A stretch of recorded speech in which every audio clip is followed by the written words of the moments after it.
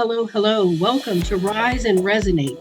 This is a podcast dedicated for those who want to lead with influence, make needed impact, and earn more income. I'm Alicia Pisani. I'm a motivational speaker, #1 international best-selling author, journalist. Thank you for joining Rise and Resonate, where we help leaders inspire the world. And today we have a guest that I am so honored to have on the show today.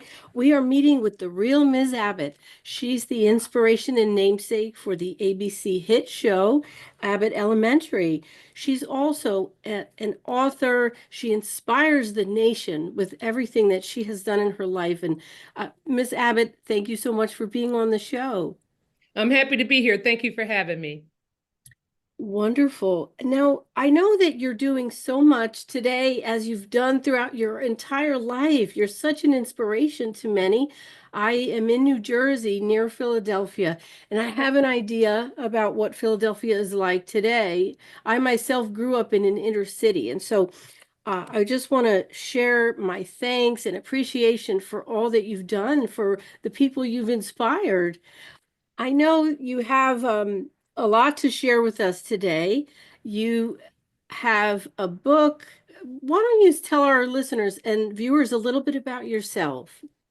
Oh, okay. And as you stated, I'm Joyce Abbott, combat war veteran, author, retired educator, the inspiration behind the name of Abbott Elementary. Very active in community and just continuing to inspire and be an impact in the field of education. Amazing. Now, I'll just say that our educators don't get paid nearly what they deserve, but maybe you can share a little bit about what you got back in working with kids throughout your life. Right. That is a very good point because educators definitely get paid way below what they're worth. But to answer your question, what I received was just the joy and the satisfaction of moving children academically and personally, and ultimately making a difference in their life. And when you make a difference in their life, they're making a difference in their families, in their communities, and in this world. So that is a big joy. That is a big reward, more than any paycheck. Although a higher paycheck would be great, but that is a definitely a big reward. Yes. And now one of the things that we know is that kids that go through things grow up to be adults who are leaders. And so uh, when you were in your school and you had situations where you dealt with difficult situations or different people, and one of the places that I found this was on page 39 of your book. Her book is called Teaching the Ms. Abbott Way, Lessons in Learning, Leadership, and Life. And on page 39, you talked about a situation with a child, and you phrased this thing that says either continue being disruptive or you can make a change. That really spoke to me because not only is that good advice for children, but also for adults. And if we can recognize the things in ourselves that we're able to change, we can really make an impact on ourselves and those around us. Can you tell us a little bit about that chapter? It's called Understanding the Population You Serve. Exactly. And that is so important. Understanding the population you serve, because so often, especially in our inner city communities and in our schools, the children, the environment that they grow up in is sometimes, not in all instances, the home life. Violence is there. You're hearing gunshots, you're hearing arguing, the profound language, and sometimes that's all you know. And when you go into the school, the educator that's placed before you, they're just charged with so much, but they're halfway responsible for helping you transform and knowing that it's a different way. It's a different way. And I just put in so much time because, number one, I did understand the population that I served. I was born in raised in West Philadelphia, the community in which I served, a product of the proud product of the Philadelphia school system. So I did understand really firsthand the struggles. But if you don't understand the outside factors that these students go through, like for instance, if a child, every time a door slams, if they're putting their head down, that is because of the trauma from hearing gunshots maybe all night. And when you understand that, you're more empathetic and reaching out and saying, well, maybe we can work together after school, before school, reaching out to that parent in order to ensure that child is successful. Because I've spoken with several students and this behavior has to stop, because in order for you to change your life, you want to be impactful to your family, impactful to your community, we have to change. And just giving them daily affirmations. But if you don't understand or have any understanding of what the students are experiencing outside of the classroom, it's can be extremely difficult to be impactful in helping them achieve. Wow, that's amazing. Now, I know myself because I studied at Rutgers and then I worked with trauma impacted youth, and it's true that the reactions that a person or a child may have ties back to what they have gone through. And I imagine being a teacher, because I know with my own children and my own experiences, I've seen where some teachers get that. For example, my sixth grade teacher, his name was Mr. Robert Love Bethia. Oh, wow. And Nice name. I don't know if that was truly his middle name or not, right? But it may Right, have been right, right. part of what he was giving to us. And I was the minority in that school. And when I came into his class, the thing he taught us was teamwork. And he really leveled the field. He made us all feel like we were a team above everything.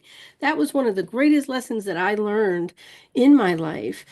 Mhm. So, what do you have to share with teachers today around that of being, if you had one thing to tell teachers, and I know it's hard and you've got the book with a lot in there, what's one thing you might tell a struggling teacher today?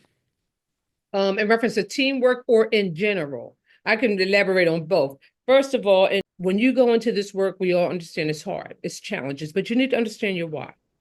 You need to understand your why. Why did you choose this profession? Did you choose this profession for summers off with pay, or the hours are, good with your children? You could be home with them on holidays. Or did you choose this work to just truly try to make a difference and be impactful in life of a child? Because when you're truly passionate, because it's hard, Mm. but you're not going to give up as easy. And then going even back to the population you serve, because so often we go into this work and we may have that passion, but we don't even understand what we're walking into because we have no clue of the population that we serve. But when you understand both, because teaching in some areas may not be good for you, you may not even be able to be impactful because you have no idea of that community. But when you truly understand, and you're passionate, because I think people think that I've never got cursed out or had death thrown at me. That I have, but I had to remember my why. Why am I in this work? I am in this work to make an impact, to make a difference. And I'm not going to give up at the first sign of a struggle, but it is difficult. So I would encourage new teachers that this is a difficult profession, but encouraging yourself and understanding your why and finding supportive team members, because so often our new teachers are not supportive. People are saying, oh, they're not going to last, but they need support because you don't walk into this work great. You just don't. So they really need support, and try to find supportive, positive colleagues. Because you have to stay away from the negative ones. It's always complaining, because that can dampen your spirits and make you think like, do I really want to do this? If this person has been in this profession for so long and everything they're saying is negative, you have to try to group yourself with positive people and stay encouraged. Remember your why. Learn from your mistakes, because you're going to make mistakes. Don't be hard on yourself. Celebrate your small wins. As we celebrate our students' small wins, celebrate your small wins. Every day where you have made growth, celebrate yourself and encourage yourself, because it's not easy. I appreciate everyone in the profession because it's not Mm. easy. Well, now I see why they loved you so much because that inspiration, that positivity is bound to make a difference. I Mhm. know that in life, especially when we have so many things today, like the COVID pandemic, the other pandemics we have, it's hard to stay strong and keep that encouragement. But I think that encouragement is something that you've been able to do all throughout your career. Would Yeah. you say that encouragement is something that was one of the key things that helped you to do your job so well? Yes, especially encouraging myself because my first year I had very supportive colleagues, but all the time you don't get support from your colleagues. All the time. If you're looking for the hand clap and the support and the praise, even sometimes from your administrators, that may not happen and it may. So I really was never in this work to receive the praise. I received more gratification when it came from my students. But yes, encouraging yourself. I mean, I definitely had to encourage myself a lot, but I've never said Mm. I'm gonna give up. Yes. Well, that brings me to another thing. In your book, I read you said don't let anything get in the way. And you talked about a student that had some behaviors or different things that got in the way of their learning, but you didn't let that stop you. That just amazes me. So and I'm a Girl Scout leader. I'm mentoring Good. right now. I'm mentoring kids for Toastmasters for speaking.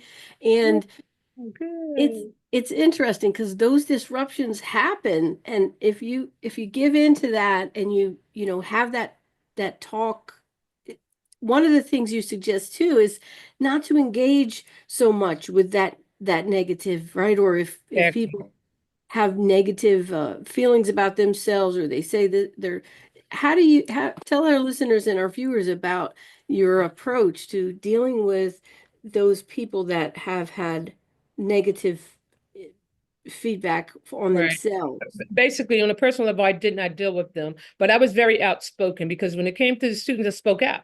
So if they were saying, "Oh, these children, how are they going to achieve a certain level when they have been, below basic?" How can you say what they never can do if you're in this profession? I would speak out very openly and verbally, in professional developments and leadership meetings. I would speak out all the time, but I did not engage in it. I separated myself from it. I stopped eating in the teacher's lounge, um, Mm.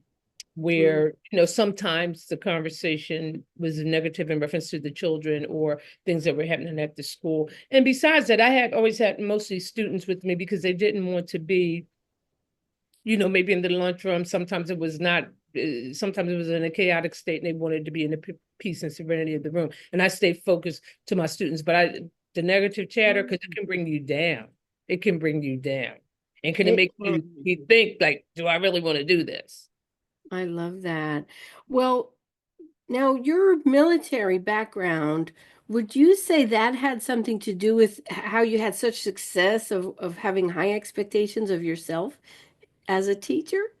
Well, I'm sure because I was military for 10 years and in combat for close to a year, um, facing challenges head on, not giving up easy, being a part of a team and keeping your eye toward the mission and the vision, even if you did not agree with your teammate, because sometimes, especially in combat, your little attitude or your dissension with your teammate could be life. It could be life threatening. So learning how to disagree with a teammate, but keeping my eye focused toward the vision and the mission of the school and for the betterment of our children. So the military definitely helped me, even in discipline and structure and order, because you cannot learn in a chaotic environment. Just like we cannot accomplish a mission if things are not in order, um, and neatly structured, great attendance because you couldn't call out. You had to get up and be in full uniform. Just um,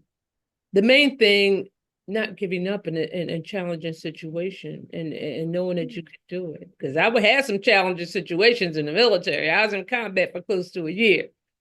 So I Wow. survived that. When I come out, you're calling me a B and throwing a desk at me. That is not going to faze me a whole lot. I'm going to correct you now. Like you're going to pick it up, and we're going Yeah, to continue because I'm not going to suspend you, but I'm not going to spaz out. You called me a B. You called me a B. No, no, I know yes, that. you can't be phased by it. Well, that's amazing. Now, I grew up in a chaotic environment. So Oh, wow. when you said you can't learn in a, I was one of those kids. I was one of those kids that had that violence at home, that had that disruption at home, no structure, no stability. You wouldn't know it looking at me today, No, you but would not.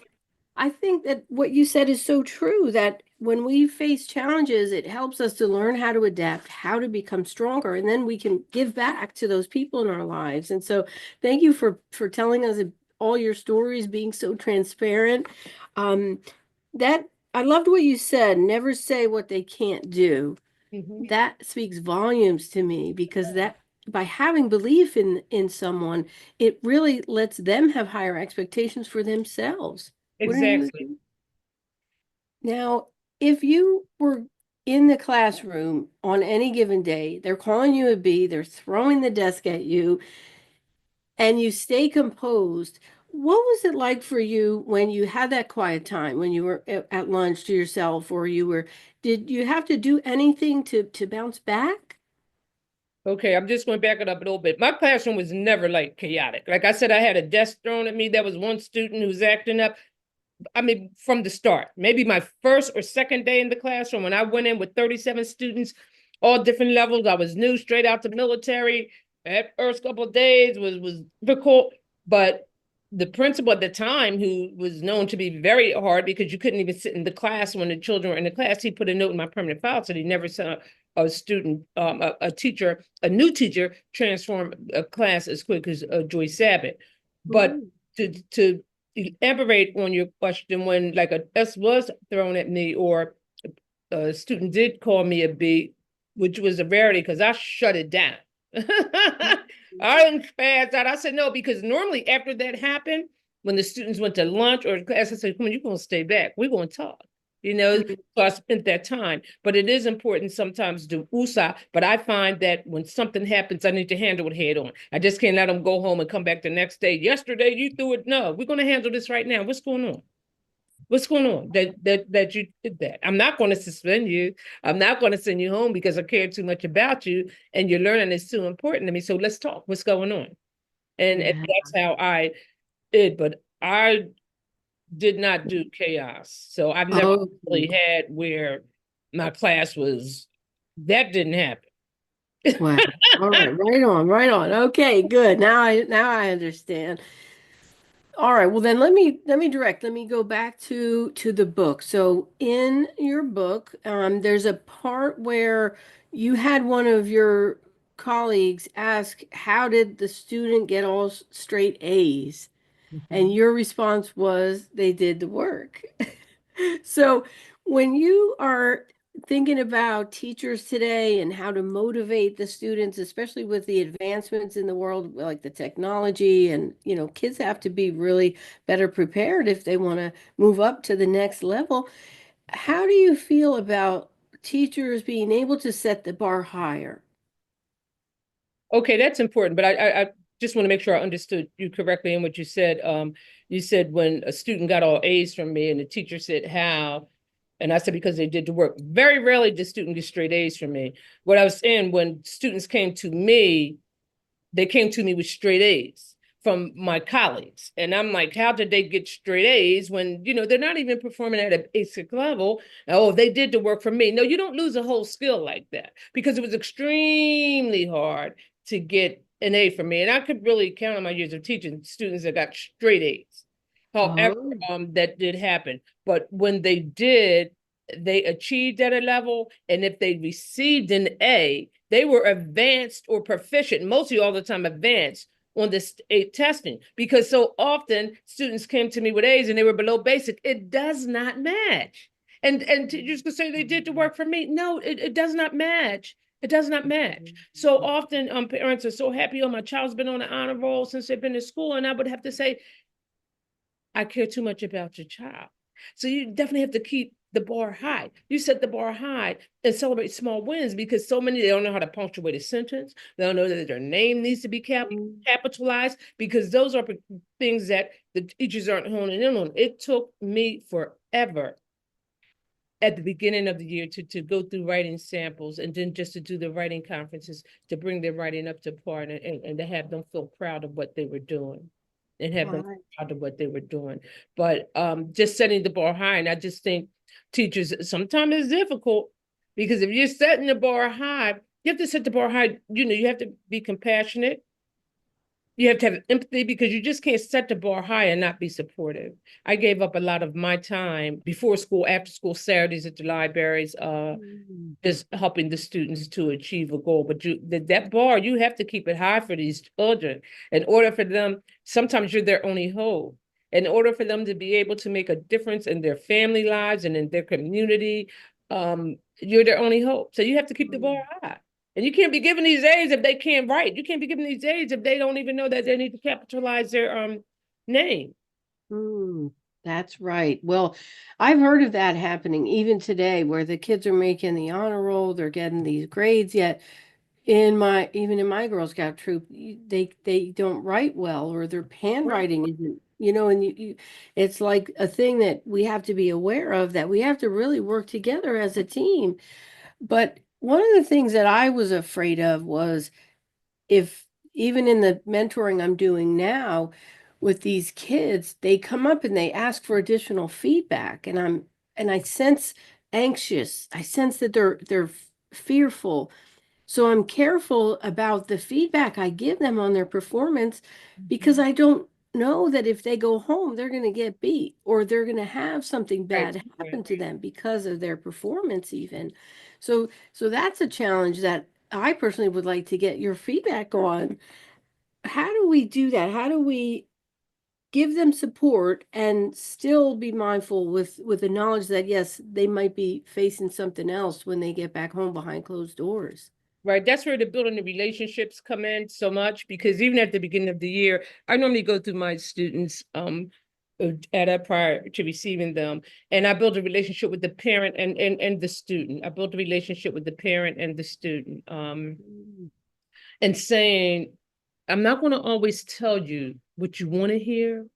I'm gonna tell you what you need to hear, because I care so much about you. And I even tell the parents, I care Mhm. about your child. I'm not going to say Billy can't even punctuate a sentence. I'm going to be honest and empathetic. And when I tell you the truth, I say I care too much about your child, but I can tell you what I can do and what we can do together so they can achieve this. But I have to be honest. I have Mhm. to sleep at night, but I make sure I tell the child anything I tell you, it's not to hurt you. And if Ms. Abbott ever says anything that you feel hurt, that I've hurt you, let me know. Because I'm not big enough where I can't apologize, because I'm not here to hurt you. I'm here to help you. But I have to be honest. And everything that I tell you, you may not want to hear, but in order for us to reach the goal that I have for you, I have to be honest. But I care about you too much. And I would let the parent know this is what we can do. And I do see progress. But we Mhm. have ways to go. But I'm not saying, I will let them know it's not that well, he's not trying to do it. He's having difficulty because of the years prior. So we just have to put in more work. But please understand that you're trying. And we have to keep them encouraged, because a lot of times when you come down on them quickly, they're going to shut down. They're going to Mm. shut down and say, you're doing it, you're doing it, you're doing better. But it's so important for, alternate student sizes to be honest. But that's where the building of relationships come in. And I had to build those relationships. I would tell them, I care too much about you. I care too much about you. And they understood Wonderful. that. And I heard that a lot. This teacher really cares. She really, really cares. So that's why no one that people would come by when we would post the honor roll out to see who made my honor roll. They was like, "Whoa, you made Miss Abbott's honor roll," because it was very difficult. It was very Oh. difficult. Well, But that's wonderful then. Yeah, to build that relationship with the student and the parent, that's extremely helpful for me and for others I know. Wow, so that's great. And this way you can take that knowledge and set the bar for them, and let them know they're making progress and that they can do better and do more. exactly, exactly. That's So it's important. Building those relationships and building those relationships and encourage. yes. I was honest with the parents too. I said, I care too much about your child. So, That's and that's where it was my colleagues that made it difficult for me because they were just moving, especially the well-behaved. Like if teachers had a chaotic class and one student was well-behaved, they just floated through. They just yeah, floated through because they were well-behaved. Well-behaved does not constitute an A. right. So now one of the things that I wanted to ask you about was in your book, you also talk about passionate teachers and how you wish that they would never doubt those in their charge. So for a teacher to be passionate about, imagine after, semester and after semester, year after year, the kids never change and they get worse, as a whole with the slang, you name it, the clothes, whatever the differences are. How do you help those teachers who can maybe they can get that passion back? How can you help them get the passion back? That's a good question. And if you lost your passion, you need to understand. I have to be very honest. You need to see if this is the profession for you. If you Mm, really lost your passion, because once you have to set your standard in the beginning of the year. Like so often, the rules and procedures are followed the first 2 months and then they fall off. No one's wearing uniform. mm, When my students spoke in complete sentences, but I had to model that. That didn't start happening in September, speaking in complete sentences. I had to model it and I had to be consistent with it. Um, mm, and when you're consistent with it, but it takes work. But if it gets to the point where it's after months and you have truly lost your passion, I mm, don't know any magic words I could say and I just have to be very honest with that. I'm sure it's something, but if you have truly lost your passion for this work, I can't say, okay, you can go to this PD, or I can sit down and talk with you and I can reignite your passion. Just from talking to me, I know I can get your passion back. No, I can't. No, I can't. mm, You have to want it. You have to want this. And I try not to. And if someone has to encourage you and just on a continual basis. Now I found some that got discouraged. They got discouraged. They still had their passion, but they were getting mm, discouraged. They were getting mhm, discouraged. So I was able to offer them the encouragement because they say, I still love it, Miss Bit, but I'm just getting discouraged because I don't see me making gains, fast enough. mm, So I was able to offer encouragement. Look at your small wins and look at the small wins. But when someone has totally lost their passion, mm, totally lost it for the work, it's about time to think about another profession because you mm, have to have a little bit of passion. I'm not going to say you're not going to get discouraged because it's hard and you will get discouraged. But when you have truly lost your passion for it, that's a problem. Because mm, our babies need you to be passionate about their future. They need you to be passionate. I'm not saying you won't get discouraged, and I'm not saying you might not even think about giving up because a lot of I've one teacher in particular, she was really good and she was so passionate, but she said, I'm not being effective enough. I'm just going to, you know, take a sabbatical or whatever for like a year. So she's fairly new and just reflect because I'm not being impactful to the children. I love it. Maybe I'll do some EDs. I'll do some classroom observations just to see and reflect on myself because I have to be effective. I can't keep doing this and being ineffective because look, this is the only job you can have where you can be ineffective every year and still have a job. mm, Ineffective every year.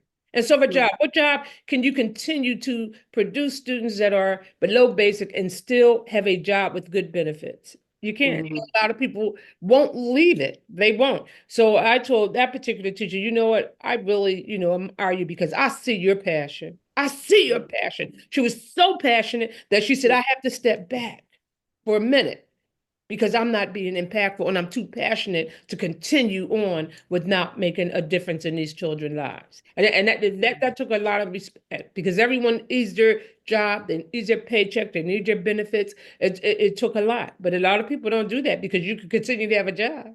You can have 90% of your students below basic and you still have a job with good mm. benefits.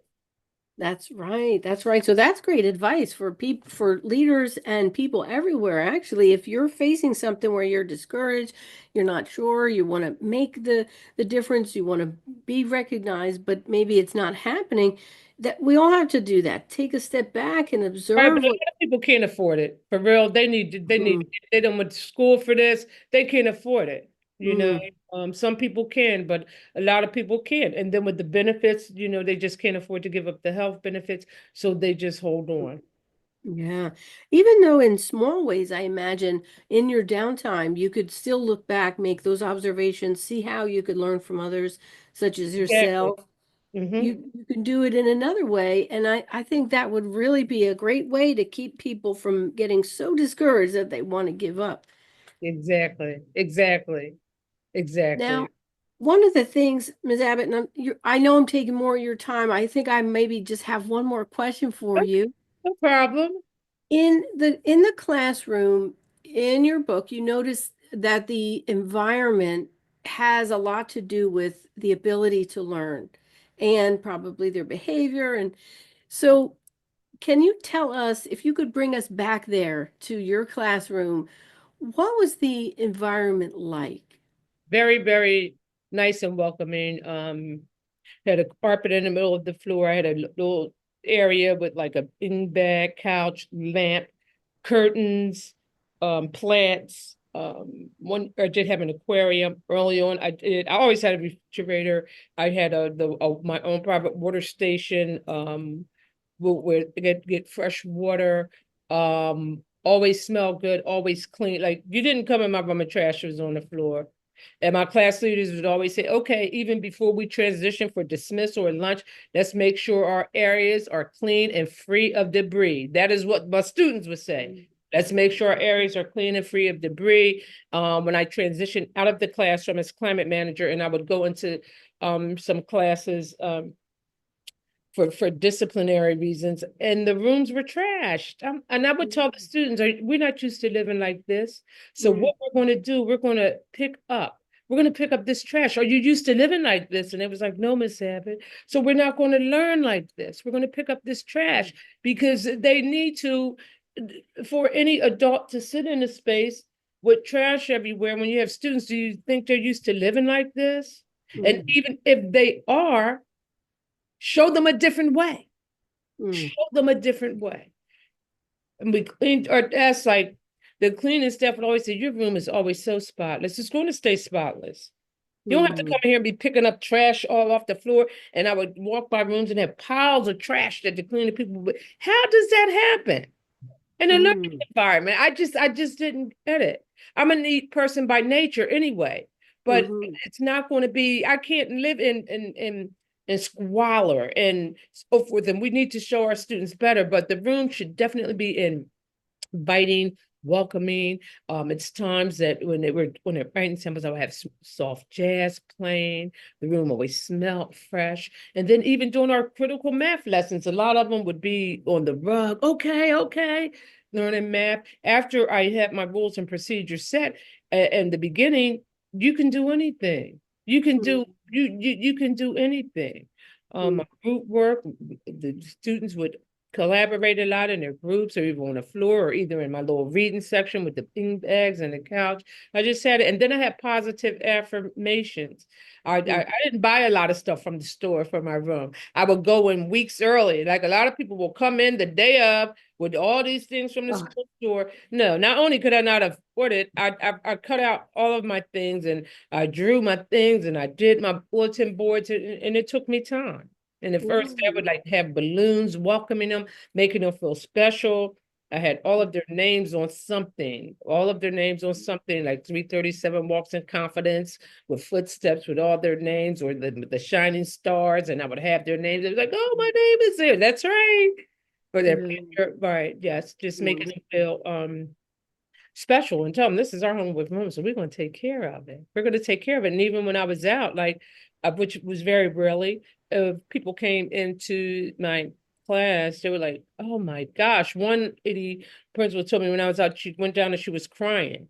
She was crying. She said, "It's hope." She said, "These children are remarkable." And the thing is, I would get some discipline problems. They were disciplined. They were behavior problems every year till they got to mm, me. I just did a podcast with one of my students who has a podcast, and he was saying I was bad, I was terrible. He mm, said, and until I Miss Abbott, and it was like, well, what was different with her? He said she just really set me down and cared. But I had to talk to him, but he was going through a lot. That boy had a lot of trauma, and I had to understand it, but that takes time. A lot of teachers don't want to give up that time. Or I would see the students misbehaving, and I said, "You're coming to me next year. Mm. Foolishness is about to stop." All right, Miss Abbott. All right. I said, because you Oh, know Miss Abbott don't do chaos. All the yeah. students would say that, so it was known in the school. Miss Abbott don't do chaos. See that? Well, that's amazing then that you had such an environment. Now, today, there's a lot of things teachers can do to look online and model after. In my daughter in her fourth grade class, we didn't know what to expect. We were new in our school district. So we go to the school and we got to see the room. And there were two classes. They split the grade. It was a small school, but they split the grade. So fourth grade, we went to the one class. She said, "Oh, you're not in here." And it was all bold colors and bright. It was not suited for my daughter at all. So I was Right, happy, although hoping the next class wasn't like that. Get right. to the next classroom. It was so subdued. They had nice lighting, they had the rug, they had the little chairs in the That's corner, it. the Yeah. reading nook, they had the phrases, and it was such a nice environment that was just perfect for my daughter who had ADHD.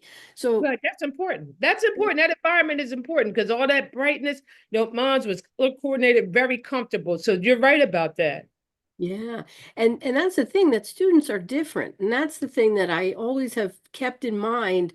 I felt fortunate though the challenges with ADHD, but I've kept it in mind that all the students are different. So I think if you keep that in mind, they need to follow the rules, don't get me Right. wrong, but if you keep in mind they come from different backgrounds and you understand who they are, back to what we talked about in the beginning, that, you can be mindful and help to make a better environment all around. Yes, you can. Yes, you can. Even with the different label, oh, they're sped, they have ADHD, they have this. You treat everyone was treated equally. I don't care what you may have came to me labeled as with, we all are treated, you're not going to stand out differently. You're not. I made certain accommodations, in some regards, on some things, but I've never made them feel like, okay, you're different. No, no, no. And they just loved it. They loved it. I've had parents say, this was like the best year ever. You gave my child hope, of course. Mhm. Yeah. Well, you were so personable, and I felt this in the book, that especially when there was a point when you said sometimes on Fridays before you left class, you would say, "I don't know if you're going to see me on Monday," because you knew you may Right. not see them on Monday. And that just was so touching that you were able to connect with them in certain ways to just make them feel comfortable while still holding that bar high to let them Exactly. be that student and learn in your class. And so I'm so inspired by you, Ms. Abbott. Oh, well, I'm inspired by you too. You're doing a lot. You keep up that good work. Thank You keep it you. up. It's so important. It's so important. Thank you. Well, it's us who've been through things, and we can teach others that they can rise and resonate. They have a message to There share, you go. and I'm so glad that you're here to share your message with us. I want to tell the listeners and viewers, if you haven't yet picked up her book, pick that book up. It's a wonderful read if you're a teacher or not. If you were ever a student, you want to read this. Even if you're new to a city or you're in a different place, you want to pick this book up. You will not regret it. The book is called Teaching the Ms. Abbott Way, Lessons in Learning, Leadership, and Life. And now you also have other things available too, right? Do you want to tell our Right. listeners? I do have here set the bar higher. You really can't see the higher. And that's for everyone in every walk of life, not only educators. And they'll merchandise can be found on my website, the Real Miss Abbott .com. And you can follow me on any social media platform, the Real Miss Abbott. It's just what I'm doing, going out here and inspiring and encouraging, because we're gonna make a difference with this education, we have to. And with people like you and other people, we could do it one day at a time. I'm a Yes. firm believer of that. There is hope. Wonderful. Well, thank you, Ms. Abbott, for being here on this show. We look forward to seeing everything you do, and I hope to see you at another event. You're a wonderful speaker and panelist as well. I love to be a part of your journey and can't wait Yay. to see what you do next. Thank you so much, and thank you for having me. It was great. Great conversation. I really enjoyed it. Thank you.